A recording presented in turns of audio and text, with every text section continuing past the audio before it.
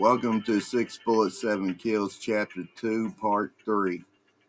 The Smoker's Lounge set off to the northeast of entering the Aldrich Inn from the public entrance, splitting its outer diameters from the rest of the breakfast ambiance, providing tile wall dividers scrawled with great green foliage, palm leaves threatening the hidden exotic jungle atmosphere, sprouting from enormous tile pots column the 8 doorless entries.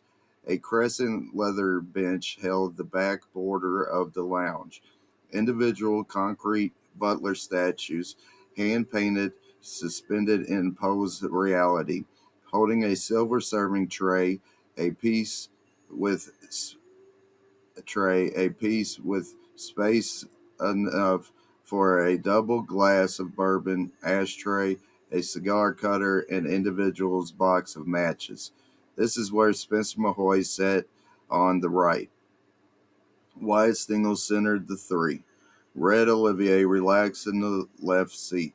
Space is enough for another person to separate the human connection.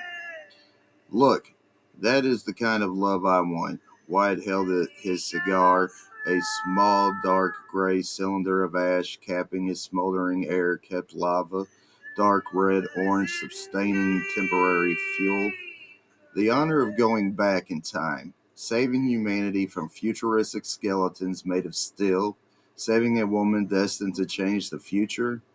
Then you get this moment, during all the bullshit trying to kill you, time freezing a moment for the two to embrace, losing themselves to one another, feeling safe, all worries forgotten. That is love, my friends. That's some bullshit, Wyatt Olivier said, taking a sip from his bourbon. They just got the chance to have a good fuck before dying horribly from something you cannot destroy easily. That just showed Reese lost focus of his task, Spencer responding through smoke clouds bellowing from his mouth. He sacrificed logistical decisions for his personal attachment of his asset. I'd asset her either way. She was uptight to begin with, Red laughs through a smoke cloud expanding from recent exhalations. Wyatt puffing his shock. Now, I can understand Red. He is always thinking of fucking. But you? Come on, Spencer. You have Catherine. I know you love her. You feel the same way. Spencer took a sip, swirling it below his nostrils momentarily before repeating it twice. Yes, of course I do, Wyatt. I appreciate your support. I do have a few more things involving me that Reese does not have to worry about, like a daughter for one. Spencer smiled at Wyatt brotherly. Wyatt counter.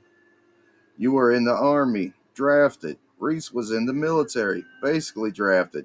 What you going to say, no to John Connor? Spencer and Red burst out in choking laughter of smoke. I love your imagination, Wyatt, Spencer, toasting his glass. Red lifted his glass, drank the rest, setting the glass upon the silver tray his personal butler diligently awaiting his worth from. Look, Wyatt, sometimes, hell, most of the time, especially with a kid involved, it's mostly dick teasing yourself. Knowing open opportunity rarely manifests itself to fully indulge both sexes in exhausting multiple orgasms. It's simply fuck or not fucking. And that is why I'm simply going to fuck Becky over her couch when I get there. Hell, I might even pond skip in between my long dicking, Red boasted, leaning forward, placing his weight onto his feet. Hey, now? That's dirty, Wyatt said. Does your family still own the house in Old Town? You know, the one they bought for you to have slumber parties? Spencer sipped his glass. Yeah, slumber parties. Wyatt bursted out in laughter.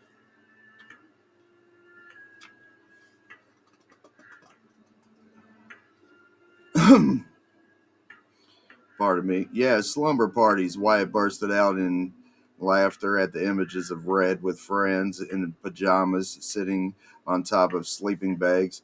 Yeah, if I still own it, the town should have possession of that property.